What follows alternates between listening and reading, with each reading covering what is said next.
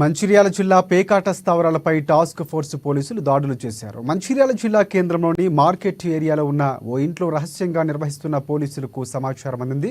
సమాచారం మేరకు task force inspector Raj Kumar, SI ఉపేందర్లు సిబ్బందితో పేకాట స్థావరంపై దాడులు చేశారు. పేకాట ఆడుతున్న 10 మందిని అదుపులోకి తీసుకుని కేసు నమోదు చేసుకున్నారు. వారి వద్ద నుంచి 52,000 రూపాయలకు పైగా నగదు, 10 సెల్ ఫోన్లను పోలీసులు స్వాధీనం చేసుకున్నారు.